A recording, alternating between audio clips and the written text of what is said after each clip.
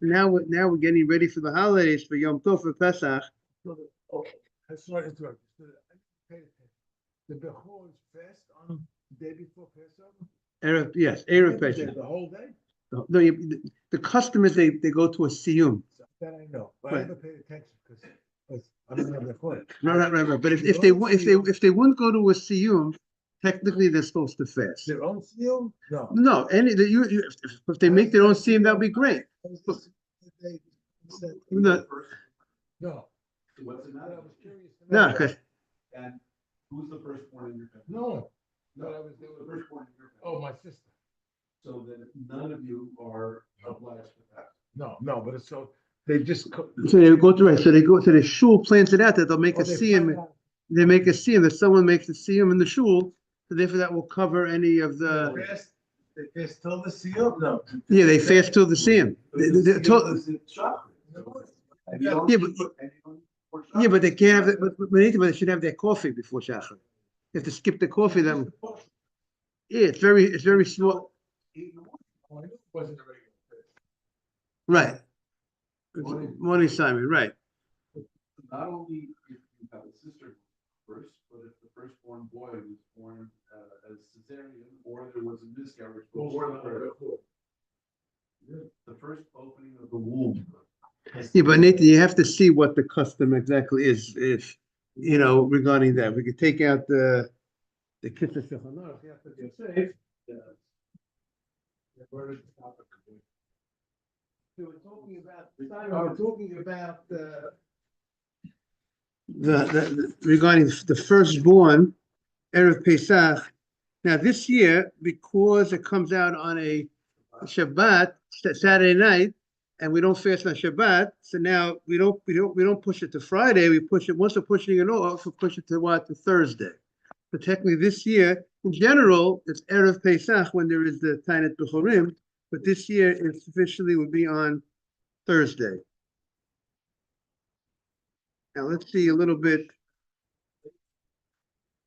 After the 8th day of Pesach. Right. Because this has to do with the B'chorim, the death of the killing of the firstborns that were done with the Egyptians. Correct.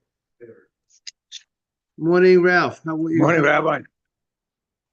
Good. Good to see you. The only 2% of Jewish births have Boker Tov, Boker Tov. Morning. 2% of Jewish births have pidyon havet. This happened. Mine is 6:30 and 7:30. Change the Chesed and 7:30. Mala. They're in or have there's some new shiur book. What to do with the minion?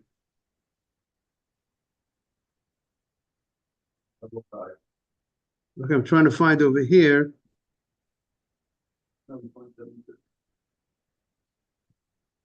Erev Pesach. Where are we now? Good morning, Ralph. But they were talking about the Erev Pesach. So he says Nahagu that the Bechoros fast, whether Bechor from the father or whether Bechor from the mother. Because that was through Egypt. Right. That's why you have 4 people dying in each household. The mother was playing around. Right. Almost every person in an Egyptian household died. And they said, "What do you mean? How could I have 4 firstborn?" The mother was flying around. Okay, so we have to see more about what you said here. He doesn't talk about the type of Bechor here. Okay. Good morning, everybody. Let's get to the only thing he does say. There were those opinions that say, but it's not the Sephardi opinion that even a woman firstborn would fast on Erev Pesach. A sister, right? But that's not the custom in the it's not the custom in Sephardi. Ashkenazim either, correct? Okay. A miscarriage or a cesarean exempts as well. I would have to look more into the customs on that. Okay. Good morning, everybody. So we're on 14A.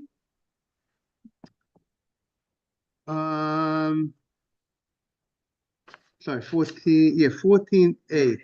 On the 14A4, as Nathan said.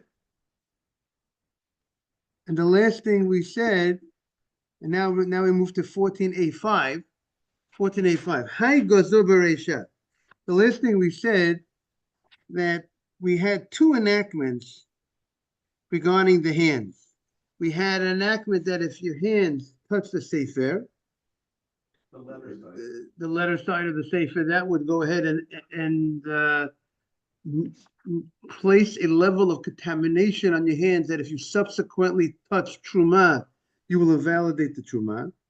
And we said the rabbis wanted to prevent people from touching a Sefer Torah, because if you touch the Sefer Torah, it's not respectful for a Sefer Torah that you touch it with your bare hands.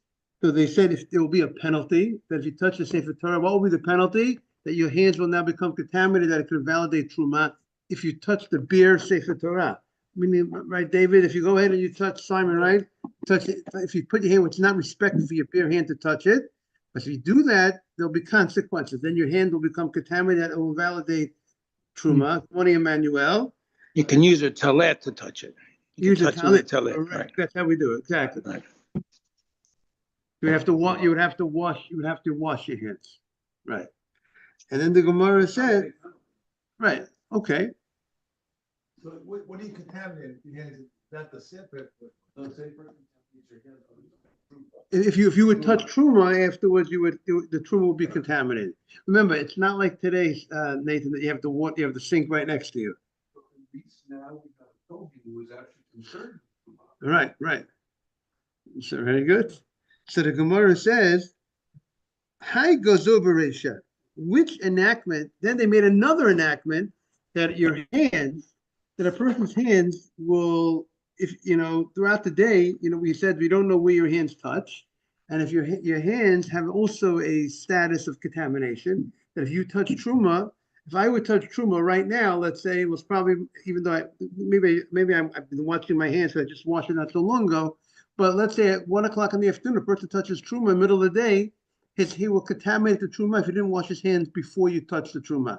Because we don't know how clean your hands are. The rabbis wanted to protect the Truma. So the Gemara said we made both enactments. So the Gemara asked the question, which one did they enact first? The Gemara says, good morning, Mark. Morning, Rabbi. Good morning. So the Gemara says, if you're going to say that they made the Gzeirah on the hands, that any hands, not because they touch the Sefer, hands will invalidate Truma. So then the Gemara says, so why do I have to make a Gzeirah that if I touch the Sefer, my hands touch the Sefer, then my hands are contaminated. Even if my hands don't touch the Sefer. Even how goes the Bereisha, Husulamali. Once you told me that you made a Gzeirah on the hands, that the person's hands have a status of contamination because we don't know what your hands touch. So then why do you have to tell me if you make an act that if your hands touch the Sefer, and now your hands are contaminated? Even without touching the Sefer. The Gemara says, Ella, half goes of oration. First, they made a Gzeirah that if your hands touch the Sefer, they said, we got to protect the Sefer. We got to protect the respect for the Sefer. So if you're going to touch the Sefer with your bare hands, you're going to go ahead and now your hands will be contaminated to the level that it will invalidate Truma. But then they decided, and the Gemara, the Mishnah says in the same day. So it seems interesting that in the beginning of that day, at one time of the day, they only were making the Gezerah today, only if your hands touch the Sefer. But in the same day, they made it so much broader, and they went in and they added your hands in general. If your hands in general will invalidate Truma unless you wash your hands beforehand. And then they said, you know what? We're gonna extend it to all hands. If they're not washed, they will go ahead and validate Truma. So the Gemara says, and Tosfos asked Nathan's question. Nathan asked, why doesn't the Gemara say, let's say you washed your hands. Maybe they made a gzeira that if you wash, that you have to wash, your hands are contaminated. Stam yadayim. Maybe they said person's hands. We don't know what happens with a person's hands. We don't know where you touch with your hands. Maybe you touch a dirty place, a sweaty place, and we don't want you to. It's not respectful to truma. So maybe they said hands will contaminate truma. But then after they made that gzeira, they said, what happens if you wash your hands? Now you're not going to contaminate truma. Just wash your hands, right? Your hands are clean. Maybe they needed to go ahead and say, but now if you touch a sefer with hands that have been washed, maybe now your hands will become contaminated because we want to protect that you shouldn't touch the sefer with bare hands. Contaminated is penalized. That's penalized, right? Penalized in the sense that if you touch truma, that was your question. Then Tosfos asked that question. So Tosfos says it's not common that a person would touch a sefer right after he washed his hands. It's not a common thing. Meaning, let's say touching truma throughout the day, people hand the truma throughout the day. That we should go ahead and make a specific enactment to say that that when your hands are washed, if your hands are washed, now if you touch a sefer with hands that are washed, you're gonna go ahead and you're gonna now contaminate your hands. Since that's not usually it doesn't happen so right away. So since it's a scenario which is not so common, the rabbis didn't would not make generally a special gzeira, special enactment for unusual cases. The rabbis make fences in cases that are something that's a more common problem. That's Tosfos how he addresses your Nathan's point. Okay. Now the Gemara says we're on 14b1. The Gemara says Tful Yom. We listed a Tful Yom, someone who was contaminated. Let's say came in contact with a dead corpse, and then let's say he went to the mikveh that day, and then we said he has Tful Yom means he was tovel. He took a dip. He dipped that day, right, Simon? But he has to wait till evening, till the sun goes down and the stars come out, until it's dark, for him to go ahead and to be totally pure, because it's not enough just going to the mikveh. The night has to come. So we said, and we listed that as one of the gezerot, that if a person was a Tful Yom, person came in contact with the person went to the mikveh and didn't come down, it didn't turn night yet. We listed that as one of the 18 that will contaminate truma if you went ahead and you touched truma before the night. Before. So the Gemara says, what do you mean? That's not a rabbinic enactment. Tful Yom, the right who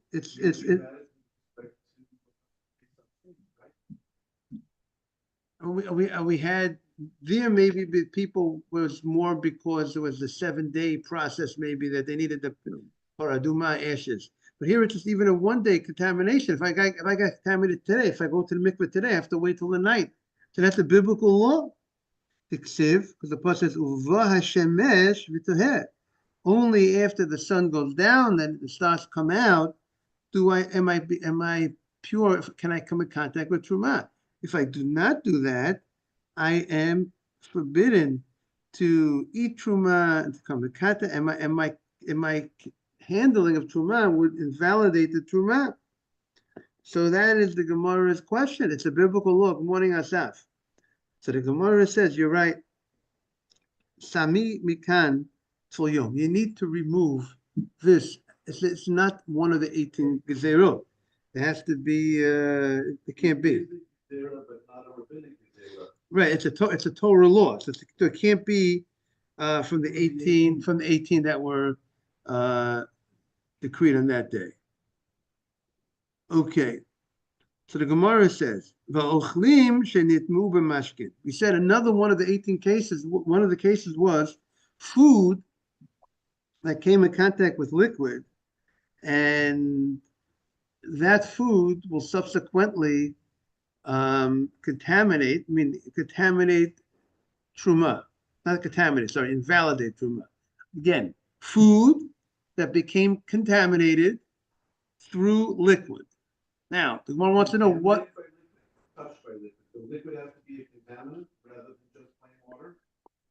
again, meaning we're talking about there was something wrong with that liquid Right. that did that. Right, exactly. Food that was very well said. Right. Food, right. So food that was contaminated with liquid, meaning now what Nathan may be alluding to, I'll just share with everybody an idea, something important to know. That food, once you have food that was detached from the ground, in order for food to receive contamination, has to come in contact with liquid. I don't know if that's what you're touching on, but I'm just. But if food, there's something called you have to be mukhshar. It has to be prepared to receive contamination. That is, but if you have a food, let's say you cut some wheat, and after you cut the wheat, it did not come in contact with liquid, and then a dead animal came in contact with that wheat, it will not contaminate the wheat. Water is the transmission. You need the middleman. You have to have to prepare it to receive contamination. It has to have water to go on the wheat, and then the item that will contaminate it came in contact. How about food to food? Food to food, the same thing. If a food is contaminated, I mean, once the food becomes contaminated, the Right, contaminated, the next food also has to have. Jenny, Right, you don't need water. You could do it with just food. I'm saying, but for food to receive contamination, Yeah. right? How does the food receive contamination? It From has other- to be prepared. It has to be from other items, but that food, the victim, so to speak, we call Right. it the victim. For the victim to receive contamination, it Yeah. has to have had water go on that food in order for it to mean the victim has to have liquid to have gone on itself before it received its contact from something that was contaminated. So a dry food cannot receive contamination from another dry food?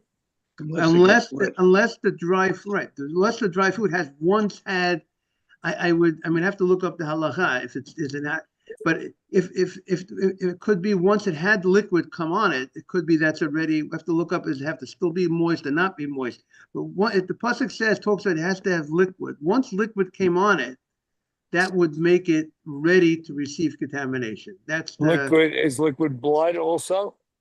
blood is one of them. There's seven liquids: blood, water, milk, oil. I think there's a listing of seven liquids that have the ability to prepare that food for contamination. So something has to be moist to transfer. Either the receiver.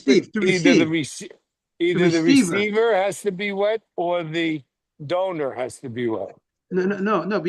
But what I'm saying, if the receiver has to have had on it some liquid before in order for So if I take a juicy wet steak, a moist steak, and I touch a piece of bread which is dry. Right. If that steak, right? You're saying if that steak Is wet. Was qualifies as wet. Right. And now what happened? And what did that touch, Mark? Something dry, a cracker. Something dry. Right. So now that it touched the dry thing, now the dry thing has had liquid go on it. Now it's ready to receive contamination from something. Now, so the contaminated steak doesn't work. Again, what happened? The steak was moist, right? Was the steak contaminated? Was the steak tameh or the steak wasn't tameh? What was the steak? The steak is the offender. Yes. We're calling the steak the offender, and the food is the victim, right? The offender is wet. Now you want to know, right? You're saying the offender is wet. I mean the thing that is contaminated, right? The thing that's contaminated is wet, and the victim is dry. But now would it work simultaneously? I don't know that it would work simultaneously because it wasn't prepared. I don't know. It's happening simultaneously. I don't know. Let's, But later, it's now wet, and now it's touching. okay, so you're saying, would we say the second it touched, it was not, I mean, so now the question is, now you're saying it's the second later, now it's still touching, right? Okay, we have to, that's something that have to, okay, Nathan says it's definitely have to be contaminated. Because now it got the liquid, and now it's continuously being touched by something that's contaminating it. That's his case.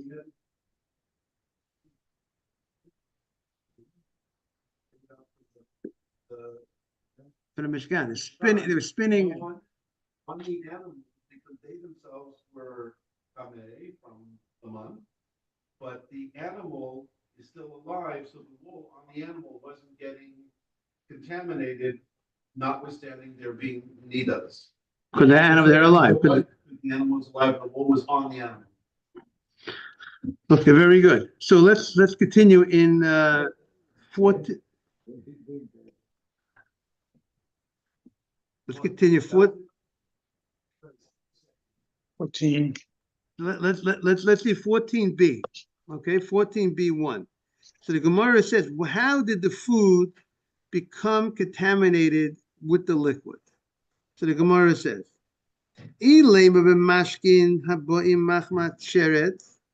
right?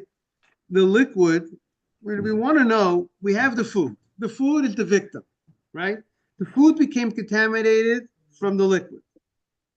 That means the liquid was contaminated, as Nathan pointed out. The liquid was in. Now he wants to know, how did the liquid, what's the history of the liquid? How did the liquid become contaminated? So the Gemara says, Ilema, what?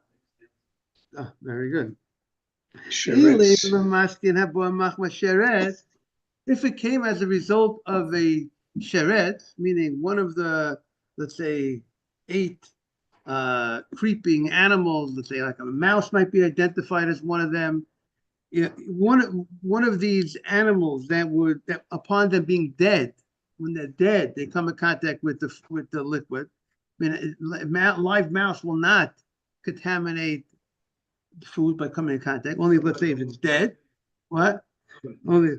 So if it's liquid that came in contact, machma sheretz, that it came in contact with one of those creeping animals that the Torah says when they die and they come in contact with items, they were contaminated.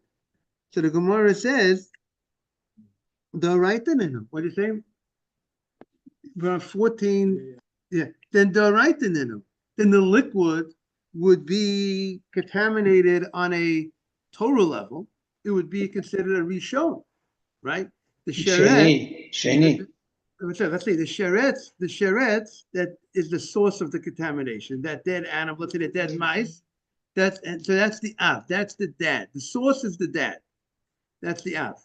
The liquid is a rishon because it came in contact with the dad. The dad of contamination. Rishon is one below av, correct. Rishon is one. The first is one below the dad, and then that liquid, if it touches the food becomes a sheni. Now, a food becomes a sheni. Let's say it's truma. If that touches truma, if that sheni touches truma, that has the power on a Torah level to invalidate the truma, because no, again, that it had to have come in contact with By the water. by the water, exactly. But in order for the truma to get contaminated water, the truma had to have, let's say, prepared beforehand. Right. Previously, no longer wet, touching this dry truma. What happens now? So that new victim, possible victim, if it had been prepared, meaning it had a history of liquid on it, then then it will be receive contamination. Right. It would. I would think. Right. I would say it came in contact with liquid, so it's prepared. It's prepared. That's what I would say. You have to see to double check that. But the general rule is in order for it to be prepared, it has, I don't think it has to be wet at the time. It has to be the victim has once had liquid. And it was prepared. That's the process. Liquid coming out, that made it prepared. We'll double check that. But so in Nathan's case, if that victim had been prepared, had liquid once upon a time, then it will receive contamination. And that's the Gemara's question. We don't need it. It's not a rabbinic enactment that the food will now contaminate the truma if the food received contamination from a liquid that was contaminated by a sheretz, because that liquid became a rishon, and now the food became a sheni, and the food touches the truma, becomes a shlishi, the truma, and that would be a Torah. That would be a Torah idea. So you don't need a rabbinic enactment for that. So the Gemara said, and the Gemara means a pasuk. They write it in the ksiv v'chol mashkeh sheyitshoteh. The Gemara means from a pasuk that we find this concept, and Rashi points out that we learn it out from a kal v'chomer, this concept that a food that comes in contact with the liquid that came in contact with the sheretz would have the power to contaminate. And so that's what the Gemara says. So the Gemara says, what Ella, the Gemara says, the mashkin, because Rashi points out, okay, we'll go to the Ella mashkin, the Gemara says, Haba'im machmat idayim. You know what the history of this liquid? You know how this liquid became contaminated? Again, what's the case? The food came in contact with a liquid. The victim came in contact with the liquid, and that made the food contaminated to invalidate truma. Right? That's what we're talking about. What was the history of the liquid that contaminated the food? The Gemara says the liquid became contaminated from someone's hands. Someone's hands, which we said is a rabbinic contamination, one's hands. If it touched liquid, now the liquid becomes contaminated. Now that's a rabbinic law. And now the rabbinic law is that liquid that became contaminated, which on a Torah level has no contamination, right? Because my hands have no contamination on a Torah level. My hands are just, because who knows where my hands went. We say that my hands will contaminate the liquid. And that liquid, the rabbis, they have a status of a rishon. We make that liquid like a rishon, even though the liquid is not a rishon. Liquid is like a shlishi in a certain sense. My hands, we give a status of a sheni. But if it touches a liquid, we make the liquid like a rishon, right? And then if the liquid now touches a food, the food becomes like a what? A sheni.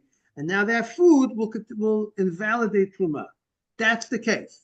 What's the case? We got it? The food. Maybe we got to bring some props, like some food, some apples, some liquids.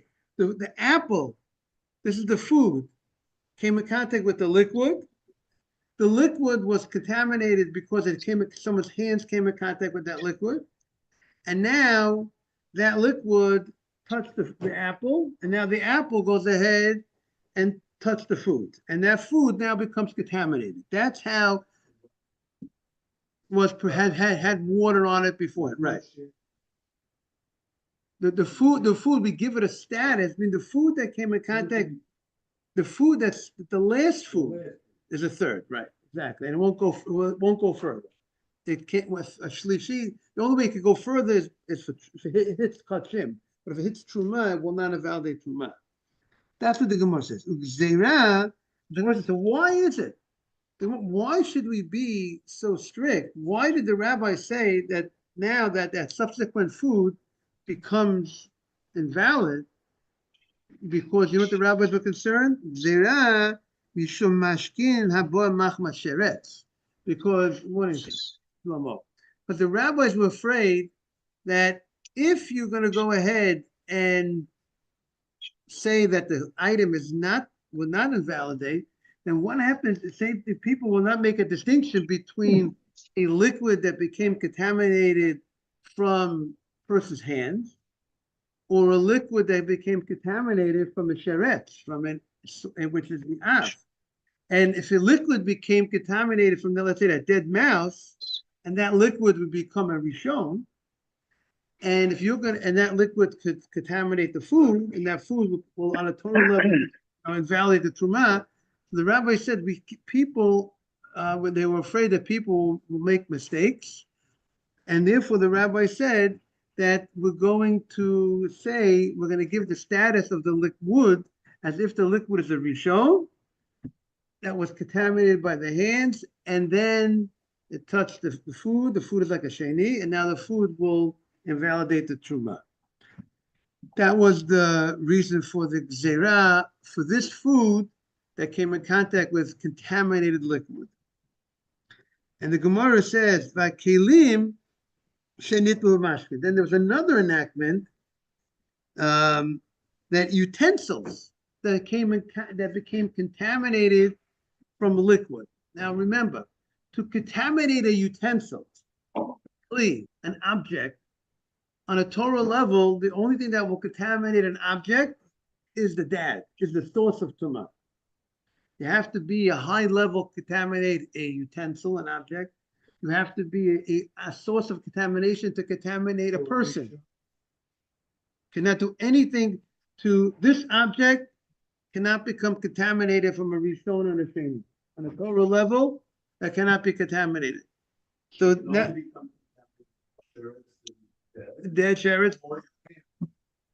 But hands are generally, hands are a sheni. We give a hands the status of a sheni. No, we said with hands touch the liquid, but it's not a liquid. Meaning here we're talking about. No, the hands are generally not enough. Hands are generally a sheni. Meaning, if my hands, if I didn't wash my hands now, it's an hour, it's throughout the day. I didn't wash my hands, and then I touch something. My hands have a status of a sheni. It will invalidate truma, and that truma that I touch with my hands will not go any further. It will not. That truma cannot contaminate invalidate other truma. If that touch something else, you give it a status of a shlishi. How?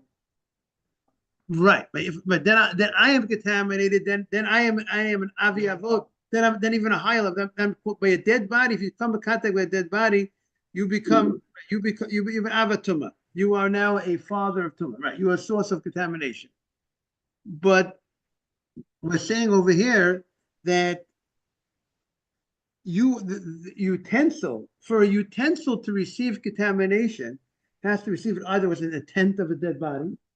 Then it will receive contamination, or a source of contamination came in contact. Let's say, like you said, a dead mouse came in contact with this utensil. It will contaminate. It will make this utensil contaminated. But a food,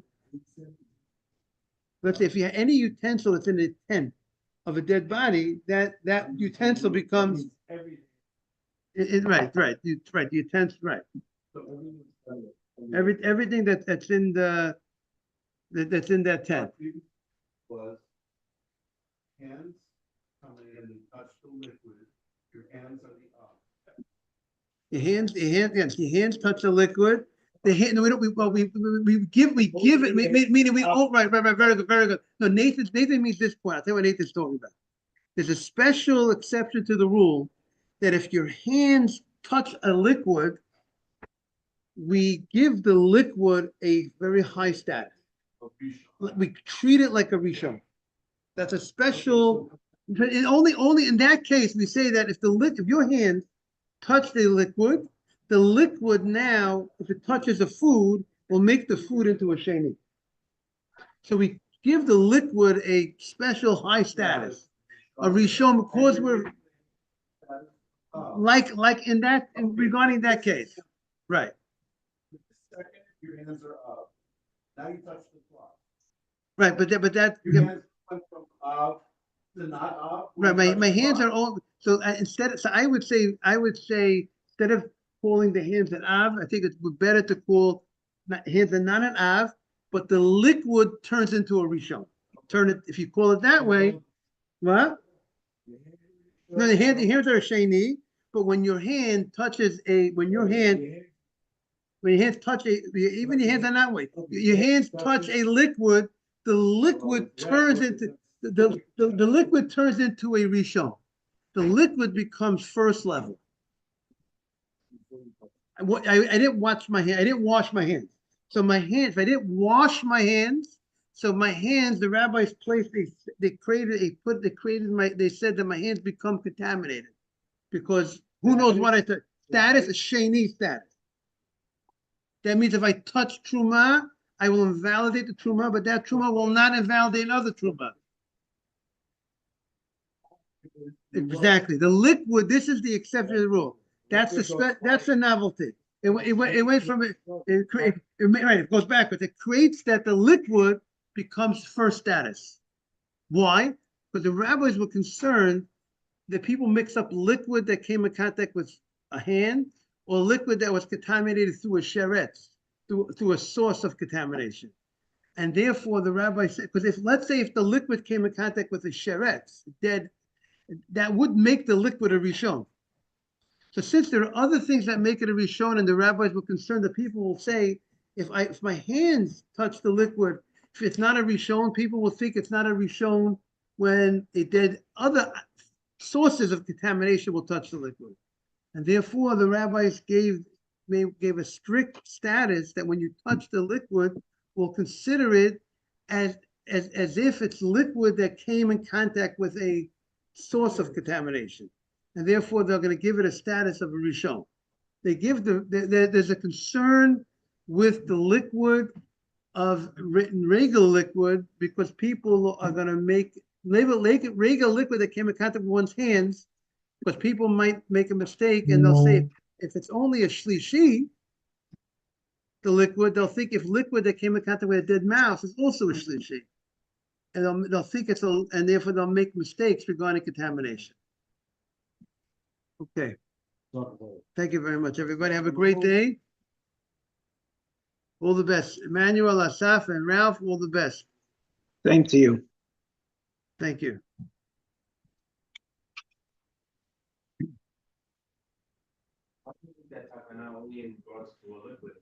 Oh, that's a great question. That's a question that they asked. Okay, maybe we're gonna look at. I remember seeing that question. Yeah. See, Solomon asked a great question. He asked, why is it only that they made this concern regarding a liquid?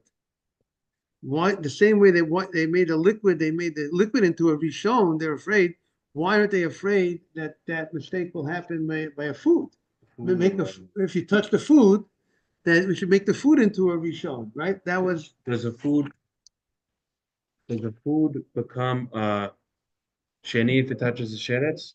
It becomes a rishon if it touches the Rishon sheretz. becomes sheretz, right? And if it touches a rishon, does it become a sheni? Becomes sheni. Oh, so we should have the same. Why don't we have the same? Meaning, why don't we have the same zera? Then, Yeah. if I'm going to allow if my hands, same way I'm concerned if I touch the liquid, people are going to make a mistake. So why aren't we afraid if you touch a food, you can't touch the food? Does food invalidate truma? Food can invalidate truma if the food was a rishon or a sheni. So why aren't we afraid? So in this case, we should still be afraid. Well, so we have to look up. I saw they asked this question. So here's the question here, right here. Why did they make this gzeira on all foods that touch hands? Because of maybe a food that touched the sheretz. So the rabbis are more strict by liquids because liquids do not need preparation. They receive contamination even if you don't do anything to prepare it. But for food that only receive contamination only went through water, like we said, therefore they needed to be more strict with liquids in order that the Kohanim should be more careful not to contaminate the Truma. Meaning liquids are very easy to become tamei. And Rashi brings this question.